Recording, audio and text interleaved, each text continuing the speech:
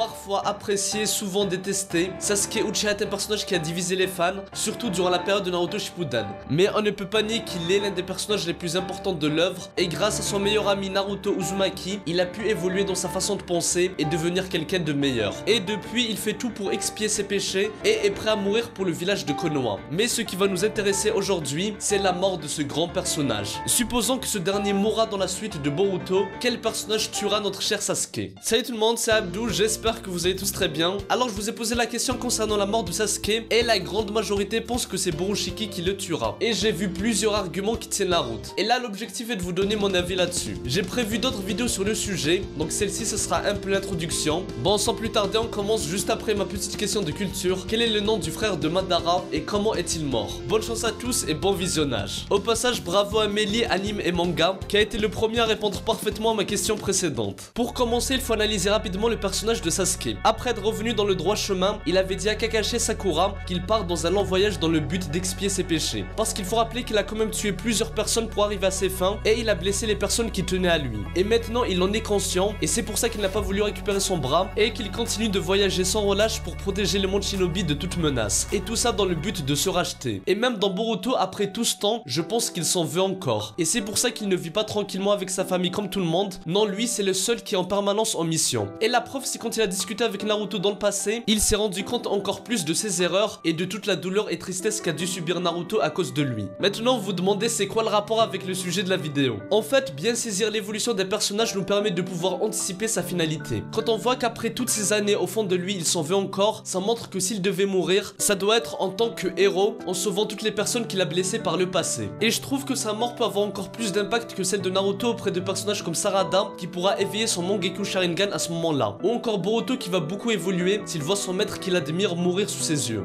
Donc pour moi, même si c'est l'une des choses les plus tristes qui pourrait arriver, Sasuke doit mourir pour le bien de l'œuvre. Après, je ne sais pas si Kishimoto va oser tuer Sasuke, parce que ça reste un risque énorme, même au niveau de la popularité du manga. A votre avis, pourquoi dans Dragon Ball Super, Goku et Vegeta sont encore et toujours mis en avant au lieu de laisser place à la nouvelle génération? Parce que les mettre de côté et faire de Goten et Trunks les personnages principaux est un risque à prendre, et ils ont préféré choisir la facilité. Mais là, avec Boruto, je pense que ça reste possible qu'ils choisissent de faire mourir des personnages importants comme Sasuke. Maintenant, on arrive à la question du jour. Si Sasuke devait mourir, qui le tuera? On va procéder par élimination. Premièrement, beaucoup de personnes pensent que Daimon va lui ôter la vie, et ce dernier n'est pas à sous-estimer. D'après Amado, il a des capacités de combat dépassant celles de Jigen, et grâce à son pouvoir spécial, il peut renvoyer l'attaque de son adversaire contre lui. Et plus l'intention de tuer est forte, plus la réaction est puissante. Et quand on connaît le clan Uchiha et Sasuke, ce pouvoir peut être vraiment redoutable contre lui. Après, si c'est ce mec qui tue Sasuke, moi franchement je vais être un peu déçu. Oui, c'est vrai qu'il est surpuissant, mais ça reste un enfant. Si jamais il est en 1v1 contre Sasuke, il le bat et il le tue, ça sera décevant et personnellement j'y crois pas. Il ne faut écarter aucune possibilité, mais Sasuke est un immense personnage. C'est impossible de le faire mourir juste comme ça. Pour moi, c'est possible que Daimon participe à la mort de Sasuke, mais dans ce cas-là, ça ne sera pas l'unique personne qui va le blesser. Genre, il se fera attaquer par plusieurs personnes et peut-être que Daimon lui donnera le coup de grâce. Et pour moi, qu'importe qui tuera Sasuke, c'est sûr qu'avant de mourir, il réussira à vaincre son adversaire ou bien il trouvera son point faible et ses failles et grâce à lui, la nouvelle génération et les autres personnages arriveront à le battre, que ce soit Daimon ou autre. Après, honnêtement, pour moi, la probabilité que ce soit Daimon reste basse, même si ce n'est pas impossible. Et j'ai vu que dans les votes, vous étiez assez d'accord avec moi. Parce que sérieux, c'est comme si dans DBZ, Vegeta se faisait tuer par Cell Junior. Il faut un peu de respect pour les grands personnages. S'il venait à mourir, ça doit être contre les ou le méchant principal de l'arc. Même si j'avoue que là, Daimon est quand même très puissant.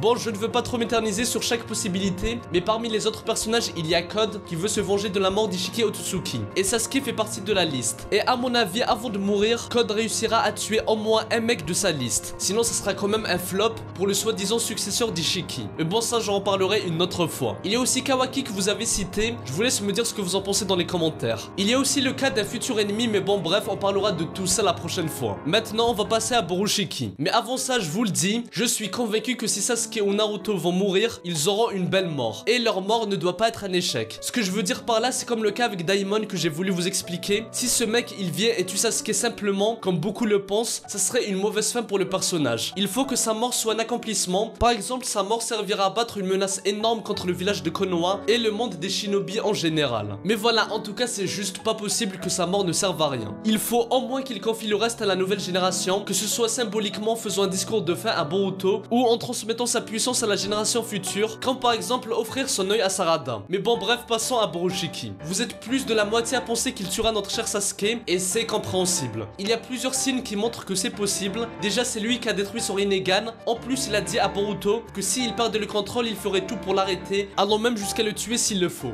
Donc on pourrait se dire qu'il y aura un futur combat entre les deux, mais Sasuke hésitera à tuer son élève, ce qui lui coûtera la vie. Même si pour le coup ça serait un peu évident et attendu, alors que jusqu'à présent les événements majeurs de Boruto ont toujours été imprévisibles. Et ça serait bien que la mort de Sasuke soit faite de façon inattendue. Mais en tout cas oui, j'y crois en la mort de Sasuke par les mains de Borushiki. Et franchement dans un sens ça serait beau. Je m'explique. Sasuke s'en veut pour tout le mal qu'il a fait à Naruto, qui allait jusqu'à perdre son bras pour sauver son ami. Et là si on suppose qu'à un moment donné, Boruto va perdre le contrôle et Sasuke sera dans l'obligation de combattre et de tuer son propre élève. Mais pour le bien de son disciple et de son ami Naruto, il prendra la décision de tout faire pour ramener Boruto à la raison en reprenant le dessus sur Momoshiki une nouvelle fois. Car je rappelle que c'est déjà arrivé. Après le combat contre Ishiki, grâce à Sasuke et Kawaki, il avait retrouvé la raison. Mais peut-être que la prochaine fois, ça ne se passera pas aussi bien. Pour que Boruto reprenne le contrôle, faudra s'y prendre autrement et peut-être il faudra créer un énorme choc. Parce que là, plus le temps passe, plus Boruto devra laisser la place à Momoshiki pour se réincarner. Donc là, pour sauver son disciple, peut-être que Sasuke devra donner sa vie. Ce n'est pas très important de savoir comment ça va se passer exactement, mais l'essentiel c'est la symbolique. Ce que j'aime bien dans ce cas-là, c'est que Sasuke ne mourra pas parce qu'il est plus faible que son adversaire, ce ne sera pas une défaite, et c'est ce qui me dérangeait avec Daimon. Là, Sasuke se sacrifiera pour le bien de Boruto, et là il aura totalement expié ses péchés, parce qu'il aura donné sa vie pour le fils de son meilleur ami Naruto. Et c'est envers lui qu'il veut le plus suracheter. Et là, il aura réussi son objectif. Bref, voilà, je vois plus Sasuke mourir en se sacrifiant pour le village, et plus particulièrement pour sauver Boruto, que ce soit contre Borushiki pour qu'il reprenne le contrôle, ou contre un autre ennemi qui tentera de tuer l'un de ses proches en donnant sa vie pour le protéger. Surtout s'il s'agit de la nouvelle génération, ça sera encore plus beau. Et autre chose qui serait bien si Borushiki tue Sasuke, c'est le fait que ça soit dramatique. Si par exemple, au moment où il le tue, Boruto reprend le contrôle et voit qu'il a tué son maître de ses propres mains, ça sera un choc immense et ça le fera évoluer énormément. Il se remettra en question et il prendra conscience du danger qu'il représente pour son entourage, ce qui le poussera peut-être à s'éloigner de ses proches et de quitter le village. Et là, la phrase de Momoshiki comme quoi Boruto sera dépossédé de tout prendra tout son sens. Et ça serait super intéressant de voir l'évolution de la relation entre Sarada et Boruto si jamais ce dernier a tué son père. Même si ce n'est pas fait exprès, ça peut être vachement pertinent, surtout quand on connaît la haine et le changement que peuvent avoir les Uchiha en voyant leurs proches mourir. Voilà les amis, la vidéo est assez longue comme ça. La mort de personnages comme Sasuke est un sujet très intéressant, donc je ferai d'autres vidéos sur le sujet. Et ne vous inquiétez pas, on reparlera de Borushiki, Code, Daimon, Kawaki et de tous les autres une autre fois.